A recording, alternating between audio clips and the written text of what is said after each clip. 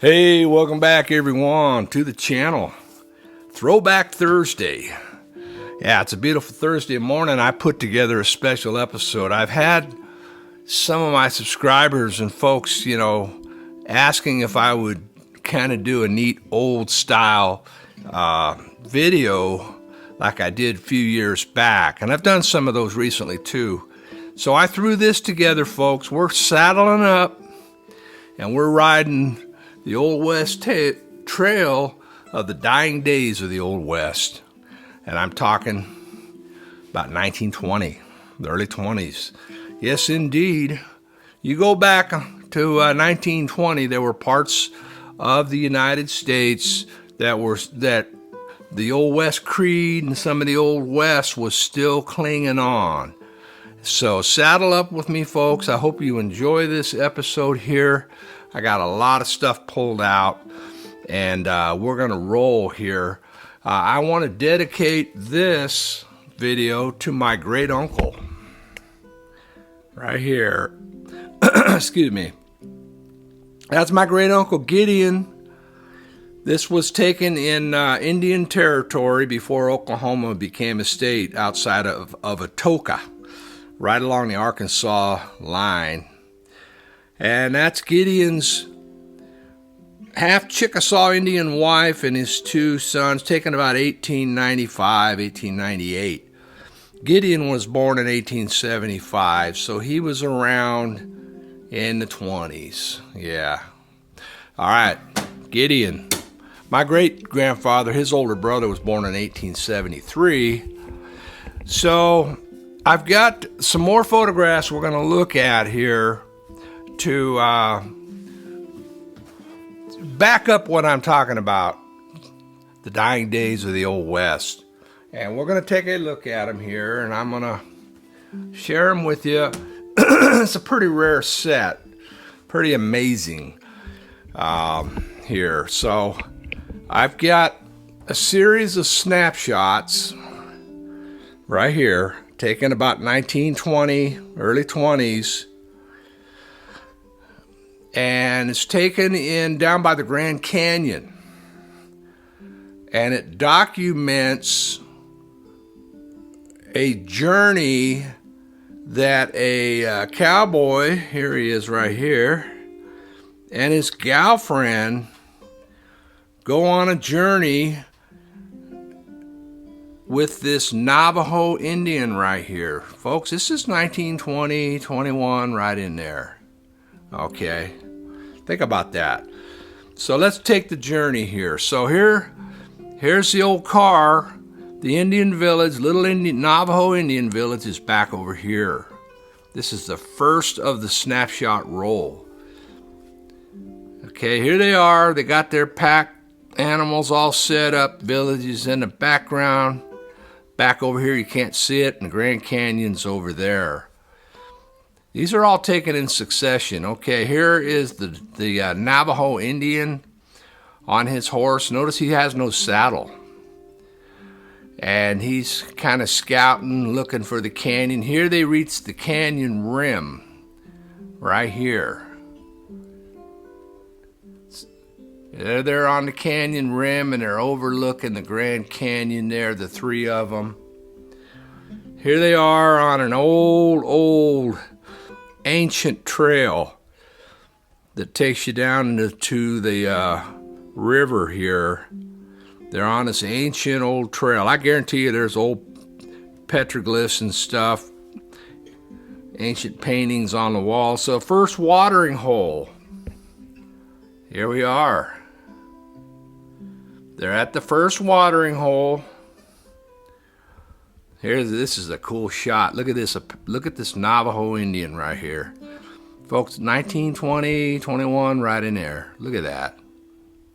Could you imagine going on a journey with a Navajo Indian down into the Grand Canyon on an old ancient Indian trail? There's the cowboy right there. Here they are, man. Got the saddles. Well, they're getting ready to make camp, it looks like, here to spend the night. And it looks like they spent the night. Now they're saddling up the horses with the pack gear. Look at that. 1920, folks. Think about this.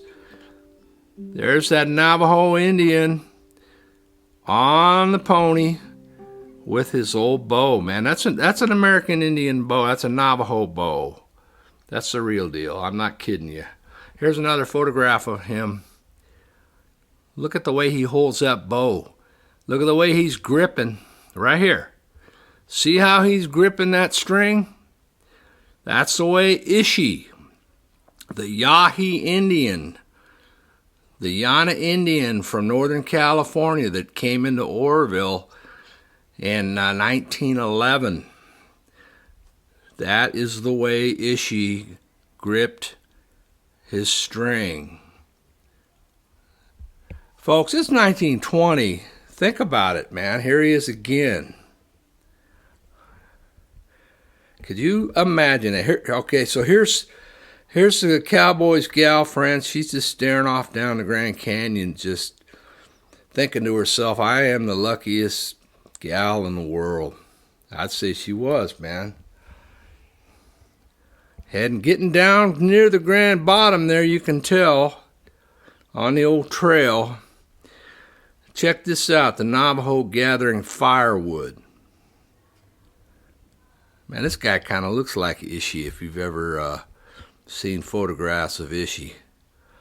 1920. Here they are, folks.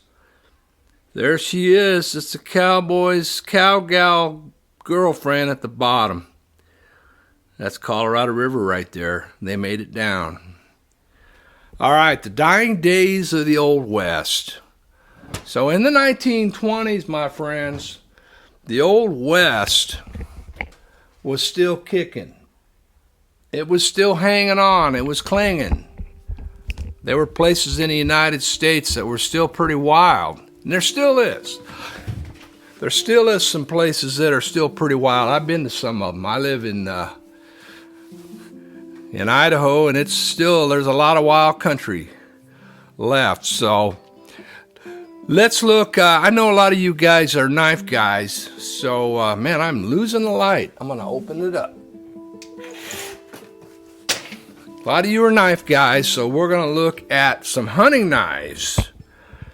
Folders that a cowboy would have worn. Let's get this up. Take a look. All right, so, yeah, man. An old cowboy slip. And an old cowboy hunting knife folder. Yeah, some of them cowboys back in that day would have carried folders. So let's pull this one out. This is a really, really special knife. Right here. This is one of my favorite pocket knives right here. This was made somewhere between 1911 and 1915, only for 5 years. So it's from that time frame that I'm talking about, folks. And this is, real quickly, let's look. Terrier Cutlery, Rochester, New York. Robeson made this. This is was a high-end Robeson brand that was only around for 5 years. Here's your Terrier Bulldog on the back, Bull Terrier. Isn't that cool? Amazing knife. These are rare. One like this, 5-inch, folks. This is a hunting knife. That is a hunting knife from the 1920 era. Yeah. Isn't that cool? Yeah, man. So here's another one. Here's another one in an old cowboy knife slip. Let's take a look at this one. And this one's tough to get out because I got everything kind of waxed. But we'll get it. This is an old Utica. I showed this on an earlier episode from about 1915. There we go. This one's not quite as long as this one. Maybe an inch shorter, 4 1/4. something like that. But that's a cowboy hunting knife right there, hunting folder. So for you knife guys that you just got to get your old knife fix, there you go. I'm going to show you something that you want to keep your eye out for that I stumbled on, and it's extremely rare, and that is this right here. I found this in a little antique shop. I think I paid like $10 for it. This is a picket pin to post up your horse out on the prairie in the high plains. This is from the Indian War time frame. The Civil War ones were a little bit longer, a little different. They didn't have this swivel. But that's a rare item, folks. I can't believe I stumbled on that. Indian War time frame picket pin. But this is something that, a cowboy in 1920 might have carried out on the plains, because if you have no trees or nothing to tie your horse up to, this will work for you. So isn't that cool? Yeah, I got a few things here, man. Yeah, I mean, you look at the craftsmanship from the bygone day and some of the things, but these are accoutrements that, a cowboy might have carried. In the 1920, they were, a lot of those cowboys, some of them still do, were wearing cuffs like this to protect them from sage thorn and whatnot when they're out riding, rounding up cows. So here's an old pouch. Let's see what's in it. What's in this pouch here? Another knife, man. Yeah. All right, this is a rare knife too, from about 1910. It's a hunting knife, and this is a rare one here from Empire Cut, an old knife company. This is called a saddle horn. It's got ebony scales. Got some blade wear, but it's all solid, and it's still a fantastic, rare knife. Yeah, check it out. And it's a lockback too. Empire Cut, saddle horn, goes with all this stuff. What else is in this little bag here? Let's take a look. I'm going to get the music going again. Here we go.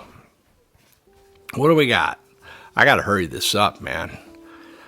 Here's an old pouch from Dolores, Colorado. Yeah, there you go. There's your silver bit right there. Go in and buy yourself a dinner, a glass of whiskey. The old bar in Dolores, Colorado. All right, man. I got another knife, believe it or not, to show you from the time period. We're going to look at it right here. Let's take a look. Got a fixed blade from the early 1920s. Now, this is not the original sheath, but this is a old hunting knife, cowboy hunting knife, made by Union Cut. Somewhere in the 1920, early 20s. Don't have the original sheath. Now, Union Cut is the one that patented the K-bar name later on after this was made. So there's your fixed blade. Yeah, dying days of the old West, man. Isn't that cool? Yeah, that's cool. All right, let's end it here with a few more things over to my left. And let's take a look here. 1921, Model 94. This one's pretty interesting because it's got nickel. Everything's nickel plate. Pretty rare. I don't know much about it, but I picked this up many, many years ago. And 1921, this would have been in the old saddle scabbard in the days of the dying West. And this is a shooter. I keep it in my newer zip bag with ammo. It's a 30 WCF caliber, which later on was became the 30-30 Winchester. Yeah, there it is, man. Dying days of the old West. Got an old hat there from 1890. That's a Stetson. John B. Stetson. Something that a cowboy would have worn during that time, 1920, if that hat would have made it through that time frame. All right, here's a really, really awesome rifle scabbard, really fancy one, made in Idaho years ago. Yeah. Some cowboys had a little money. They could afford something like that. This is cool. I'm going to show that to you here in a minute. But look at this scabbard here. Now, I found this in Idaho. This is old. This is from probably about 1910 in the 20s, somewhere. It's an old one. But I want you to look here. I found this in Idaho. I bought it because it was a good price. Later on, I get to looking at it and take a look at the snap. W.R. Case and Sons, Bradford.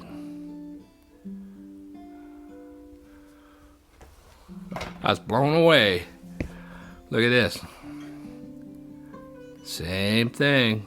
This one, heavily worn from rubbing on the horse. A lot more than the other one. Yeah, so those,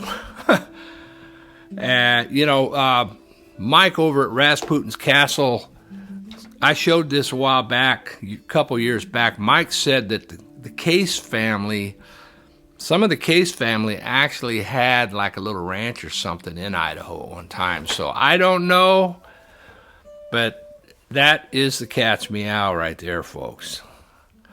All right, we're going to end it. We're going to look at a really, really cool axe here, hatchet. Let's look. This might have been strapped on a horse in a saddlebag or something. But check out that sheath, man. All right, let me pull it out.